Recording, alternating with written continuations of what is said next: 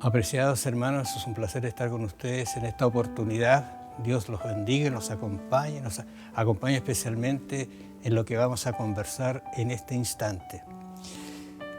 Tengo un texto que quisiera reflexionar con ustedes, pero antes quiero mostrarles algo. Lo traje justamente con un propósito bien definido. No sé si ustedes ubican esto es un pendrive. Este es un dispositivo de almacenamiento de información y usted coloca y después ve, ¿no es cierto?, lo que hay en él, lo escucha, lo lee. Eso es un pendrive. Lo otro que yo quisiera llamar la atención a ustedes es en relación a lo que es un salvavidas. ¿Qué es un salvavidas? ¿Qué es salvavidas? Normalmente cuando uno va a las playas encuentra personas que están en una caseta cuidando, ¿no es cierto?, vigilando y mirando que alguien no vaya a traspasarse en los reglamentos, en los lineamientos que se ha dado. Y eso es importante, y ellos están allí para salvar vidas. Interesante esto, después lo vamos a conversar un poquito más, por qué coloqué estos dos ejemplos. Quisiera que usted conmigo vaya a su Biblia, ahí en el libro de Lucas. Lucas capítulo 12, versículo puntualmente 43. Lucas tiene dos bienaventuranzas, las dos están íntimamente relacionadas, pero el 43 fue el texto que me impresionó en algún momento que estuve leyendo la Biblia. Dice lo siguiente: bienaventurado aquel siervo al cual cuando su Señor venga lo halle haciendo así. Golpeó mi mente el hecho de que en algún momento Dios viene y dice que Él quiere encontrarnos haciendo así. ¿Qué significa eso, haciendo así? Los evangelios muestran una serie de conceptos, de ideas, y Lucas es un personaje que habla de un contacto íntimo con las necesidades de la gente, destacando especialmente el aspecto humano de las personas. Lucas, ¿se recuerdan ustedes que le escribe? Yo quiero poner en orden las cosas, ¿no es cierto? Y va a escribir. Lucas es un personaje que lo hace así y presentándose en realidad como a Jesús como amigo de la humanidad. En los capítulos 10 al 18, Lucas muestra la enseñanza de Jesús mediante parábolas que él cuenta y escribe detalladamente. Puntualmente, en ese contexto está el capítulo 12. Y el capítulo 12, versículo 43, dice lo siguiente: bienaventurado aquel siervo, el cual cuando venga su Señor lo halle haciendo así. Piense en eso. Mire, el capítulo 12, rápidamente, para que estemos en el contexto de esto, Cristo enseña a sus discípulos a evitar la avaricia y no sentir temor de la predicación, de hablar de la palabra de Dios. Amonesta a la gente hacia la avaricia. Note usted el contexto mediático que tiene. Amonesta a la gente contra la avaricia por medio de la parábola del hijo rico. No debemos preocuparnos por las cosas materiales, otro concepto que se menciona, sino buscar el reino de Dios. Luego usted encuentra que el versículo 33 dice que nosotros deberíamos dar limosnas y estar preparados para recibir a nuestro Señor cuando Él venga. Ya está entrando en el concepto de lo que fue nuestro texto central. Y los ministros, dice él, deben cumplir con su deber y no sorprenderse por la persecución que va a venir. Todos deben aprovechar este tiempo de gracia. Y algo que me impresionó, que el último concepto que aparece en el capítulo dice: porque es algo terrible morir sin haberse reconciliado con Dios. Entonces, en ese contexto, Lucas está diciéndonos que nosotros deberíamos estar preparados cuando el Señor venga. Quiero con ustedes que vayamos al libro de Job. Yo creo que Job usted lo conoce bien. Si usted no lo conoce, lo invitaría para que lo lea. Es un libro que cuenta una de las experiencias más ricas en cuanto a relación con Dios, a pesar de la situación terrible que pasó Job. En los primeros versículos dice que era un hombre llamado Job, era un hombre perfecto, un hombre recto, temeroso de Dios y apartado del mal. ¿Qué les parece a usted la característica de este personaje? Y entonces, si usted mira con detención, se va a encontrar que él hacía algo.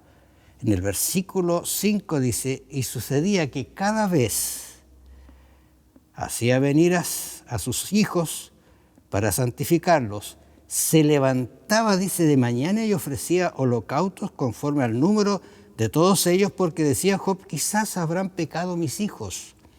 Y añade el texto, y habrán blasfemado contra Dios en sus corazones. Esto mismo hacía cada vez. O sea, era repetitivo en la intercesión, en la oración intercesora. Y luego viene el problema. Ustedes ya lo conocen, un problema bastante serio, un problema en que cae, ¿no es cierto? Satanás quiere destruirlo. Dios le dice, haz lo que te parezca, lo que me has dicho, pero no toques su vida. Eso sí. Y entonces en el versículo 20 del capítulo 1 comienzan algunos detalles que me empiezan a dibujar ya este personaje Job, pero en la prueba. Y dice lo siguiente, entonces Job se levantó, rajó su manto y se rasuró la cabeza, luego postrado en tierra, adoró y dijo, noten, adoró. ¿Cómo estaba? En el abismo del dolor. Desnudo salí del vientre de mi madre y desnudo volveré allá. Jehová Dios y Jehová quitó. Bendito sea el nombre de Jehová. ¿Qué les parece esta linda relación que Job tenía con Dios? Pareciera que no la está perdiendo. Está mal. Está en una situación desagradable. Yo me imagino cómo habrá sido para esa esposa esa situación, ¿verdad? Pero mire, aquí en el versículo 9 de este mismo capítulo 2 aparece un incidente que de alguna manera uno lo justifica. Dice, entonces le dijo su mujer, ¿aún te mantienes en tu integridad? O sea, ¿sigues siendo igual? Mira cómo estás, en qué situación estás. Luego, ¿qué sucede? Le dice, maldice a Dios y muérete. Y él le dijo, ¿cuál es la respuesta de Job? Le dice, como suele hablar cualquier mujer insensata, así has hablado, pues, ¿qué recibiremos de Dios? El bien y el mal, y no recibiremos el mal también, o sea, el bien y el mal, no lo recibiremos. Bueno, hay varias cosas más que aparecen en este libro que me dan de alguna manera una vislumbre del pensamiento de Job.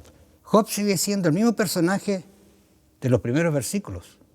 Está mal, está en una situación difícil de salud, de familia, ha perdido sus hijos, sus ganados, sus siervos, todo, pero sigue siendo fiel a Dios.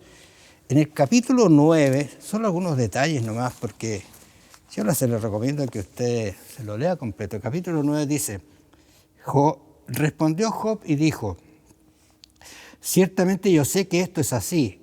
¿Cómo se justificará el hombre delante de Dios? Si pretendiera discutir con él, no podría responderle a una cosa entre mil. El concepto de Dios lo mantiene exactamente como al principio. Mantiene su nivel de comunión con Dios, pero también está metido en el barro profundo, en la desesperación, y habla.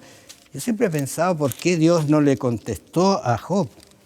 No sé, es cosa que uno en realidad no debería cuestionarse, pero Dios tiene sus razones. En el capítulo 10 dice, mi alma está hastiada de mi vida. Voy a dar libre curso a mi queja. Hablaré con amargura de mi alma. Diré a Dios, no me condenes, sino hazme entender por qué contienes conmigo. ¿Qué le parece a usted la reacción? Quiero llevarlos al capítulo 38 de Job. Uno aprende muchas lecciones en realidad de la vida de este personaje, pero yo he aprendido una muy importante. Job no dejó de creer, de adorar y de bendecir a Dios. El capítulo 38 empieza la respuesta de Dios. Y uno espera que aquí Dios intervenga y le explique por qué está en esa situación. Dios nunca le dice. Yo me imagino que Job en el cielo le va a preguntar a Dios, ¿qué pasó conmigo? Mis hijos. Bueno, en el cielo Job va a tener el doble de hijos. ¿Se ha dado cuenta de eso? Porque los hijos también van a resucitar. Va a tener una linda familia. ¿Y cuál es la respuesta que Dios le da a Job? Ahora dice, cíñete la cintura como un hombre. Está echado, está mal, está botado, no, párate, te voy a hablar, Job. ¿Dónde estabas tú cuando yo fundaba la tierra? Y aquí Job empieza, después de estar parado, como a hundirse con las preguntas de Dios. Y usted va al capítulo 42 de Job, para que lo vayamos viendo rápidamente, 42. Viene la respuesta de Job. Viene la respuesta maravillosa y reconoce la sabiduría de Dios. Y en esa sabiduría él dice, yo reconozco que todo lo puedes y que no hay pensamiento que te sea oculto. ¿Y qué pasó mientras estaba Job enfermo? También reconocía que Dios lo sabía todo. ¿Quién es el falto de entendimiento? ¿Oscurece el consejo? El versículo 4 del capítulo 42. Escucha, te ruego y hablaré. Te preguntaré y tú me enseñarás. Está cambiando Job. Está madurando. La prueba lo hizo madurar. De oídas, hermanos queridos, de oídas te conocía. Yo no sé cuántas veces usted ha venido al templo, hoy vacío, escuchó muchos sermones de oídas. Sí, te hablaron de Dios, de su misericordia, de su amor. Pero falta quizás esto que Job dice aquí, más ahora mis ojos te ven. La prueba sirvió para que Job aprendiera una postura, una visión mucho más distinta de la que tenía. Quisiera ahora llevarlos a pensar un poquito en la historia de Jacob. Y yo les recomiendo, apreciados hermanos y amigos, si ustedes tienen el acceso, puedan leerse la historia de la redención, el caso de Esaú y Jacob. Es una historia realmente maravillosa como Ellen White la presenta. ¿Recuerdan ustedes, estos hermanos?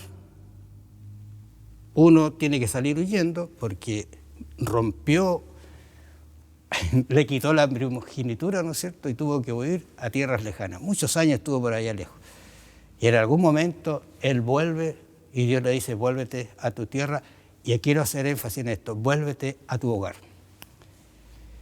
Y comentando Elena de White dice lo siguiente, página 43 de Historia de la Redención. Se concede a todos un tiempo de prueba a fin de que se preparen para el día del Señor. Si alguien descuida esa preparación y no presta atención a las fieles advertencias dadas, estará sin excusa. ¿Está entendiendo? La lucha fervorosa y perseverante de Jacob con el ángel debería ser un ejemplo para los cristianos. Venció, dice ella, porque tuvo determinación y manifestó perseverancia. Y ella comenta los dos personajes, los dos hermanos. Dice, si Esaú hubiera recibido la bendición de su padre, la que se le confería a los primogénitos, su prosperidad solo podría haber provenido de Dios y él lo hubiera bendecido con prosperidad o hubiera traído adversidad sobre él de acuerdo a su conducta. Ahora, en el siguiente caso, si la conducta de Jacob hubiera sido justa, si hubiera estado dispuesto a amar y a temer a Dios, habría sido bendecido por él y la mano prosperadora de Dios habría sido con él. Aunque no hubiera recibido las bendiciones y los privilegios generalmente concedidos a los primogénitos. ¿Qué les parece esa postura? Interesante. Pero aquí viene lo que yo quiero que usted ponga atención. Dice el Señor, no habría oído la oración de Jacob, ni habría salvado misericordiosamente su vida, si éste no hubiera arrepentido ante el error cometido al pretender obtener la bendición de Dios por medio de un fraude. ¿Qué está pasando? ¿En qué momento? Acuérdense, él va hacia su hogar y se encuentra con esta lucha contra el ángel. Si él no hubiese hecho algunas cosas antes, nunca habría llegado al hogar. Y yo estoy pensando en que deberíamos nosotros tener algún pensamiento y decir, ¿no será que Dios tendrá que pasarme por la angustia de Jacob para estar preparado para el momento cuando Cristo venga? Se concede a todos un tiempo de prueba a fin de que se preparen para el día del Señor. Y quizás estos momentos son de prueba para prepararnos para eso. Si alguien descuida esta preparación y no presta atención a las fieles advertencias dadas, estará sin excusa. La lucha fervorosa y perseverante de Jacob con el ángel debería ser un ejemplo para los cristianos. Venció porque tuvo determinación y manifestó persistencia. Estaba leyendo una devoción matutina y me encontré con un ejemplo que me impresionó. Un joven con todos los aires de la juventud, la energía, participaba en la iglesia y un día salió de la iglesia. Pero salió de la compañía de los hermanos y dejó a Jesús en segundo lugar. Y se fue al mundo. Y en ese mundo encontró un trabajo que más de acercarlo a Dios, lo alejó de Dios. Un día saliendo de ese trabajo, lo atropelló un camión. Lo arrastró varios metros, dice que él no estaba mirando a una persona que fue testigo. Y él fue a tratarlo de ayudar a ese joven. Y dice que entre los quejidos y el dolor, él decía, por favor, tráigame una Biblia. Quiero leer la Biblia. 15 minutos estuvo agonizando y pidiendo una Biblia. No sé qué hará Dios con él. Pero no era un momento para pedir una Biblia. ¿Sabe, hermanos? Estábamos terminando un sermón, salí a despedir a la gente y en la salida me saludó un hermano y me dijo, hermano Medina, quiero que me acompañe para que unja a mi esposa. Ella está en una situación muy difícil de salud y la verdad que no quiere vivir. Yo le dije, ¿qué pasa con ella? Y me dijo, mire, mi esposa era tan buena con la iglesia, participaba, no sé qué le tiene. ¿Qué tiene? Y en la tarde le pedí a otro anciano que me acompañara y fuimos a la casa. Y en la casa me quedé en el living un rato conversando con el esposo y me dijo, ¿sabe? Ella salía, llevaba folletos, los repartía, predicaba la palabra. Si había una actividad en la iglesia, estaba en la iglesia, era muy activa. Y le dije, ¿qué trabaja su esposo? Trabajaba su esposa y me dice, ella era asistente, o mejor asesora del hogar, dice, y siempre trabajó en eso. Sí, dice, la última casa, ¿sabes que me dijo algo que me dejó pensando? Sí, hermano Medina, me dice. Dice que la última casa donde trabajó ella, parece que eran espiritistas. Me sorprendió esa situación. Pero luego le dije, vamos a acompañar, vamos a la habitación y vamos a conversar con ella. La escena la tengo clarísima en mi mente. Ella en la cama, yo en su cabecera, luego el anciano que me acompañaba y el esposo a los pies esperando la oración para ungirla. Y me vino a la mente preguntarle a ella, hermana, ¿usted cree en Dios? Hermana, ¿cree usted en Dios? Y ella mirándome me dice, no creo. Apreciados amigos y hermanos, cuando alguien le dice, no creo en Dios, usted no tiene nada que hacer. Llegó ese momento. Bienaventurado, ¿no es cierto?, aquel siervo al cual el Señor lo encuentra haciendo así. ¿Por qué no estaba ella repartiendo? Ahora, ¿qué decía? No creo en Dios. Algo había pasado en esa última casa donde ella estuvo trabajando. No la pudo ungir. no la pude preparar para el encuentro con el Señor.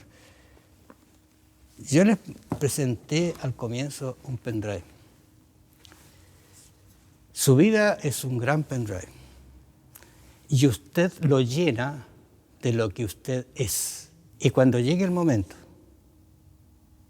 y usted lo conecte con el Señor, va a sacar lo que usted puso en el pendrive. No va a sacar oraciones, no va a sacar sermones, no va a sacar súplicas, no va a hacer intercesión, no va a clamar a Dios, sino lo que usted puso en su vida lo va a sacar. Por eso que yo les decía a ustedes que bienaventurado es el siervo al cual su Señor lo encuentre haciendo así las cosas del Señor. Me encontré con este texto de Mateo 24:13, que dice: más el que perseverare hasta el fin, éste será salvo. No es el que llega al fin a perseverar, sino el que perseverare hasta el fin, éste será salvo. Termino haciendo alguna reflexión pequeña, hermano. Daría un tema para esta reflexión. Pero tu talento está siendo entregado para el Señor hoy día.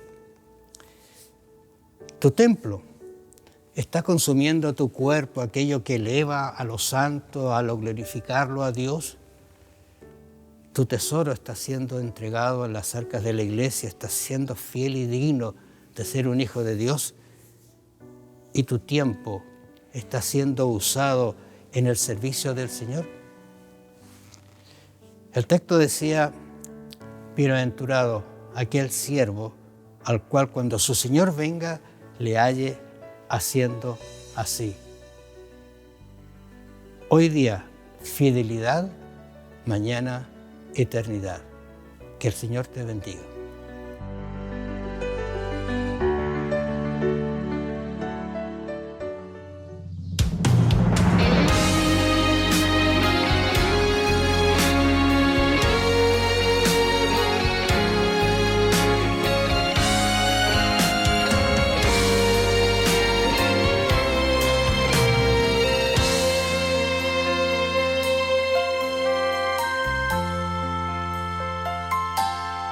No entiendo el porqué de tanta carga, larga batalla, lucha sin fin.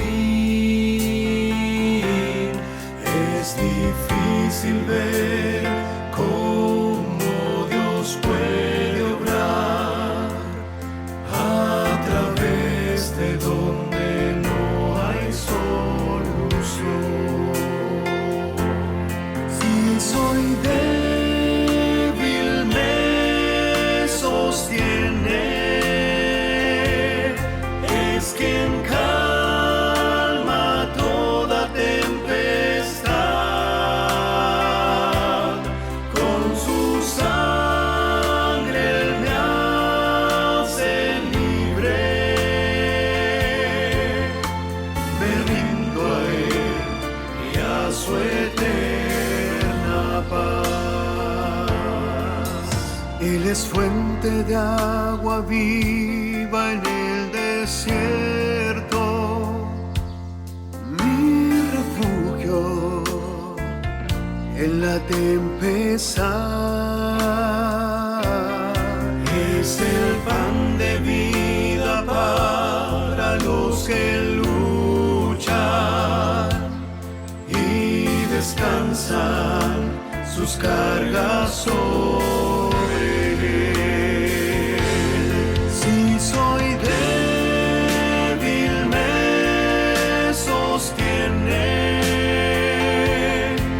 es quien calma toda tempestad. Con su sangre Él me hace libre. Me rindo a Él y a su eterna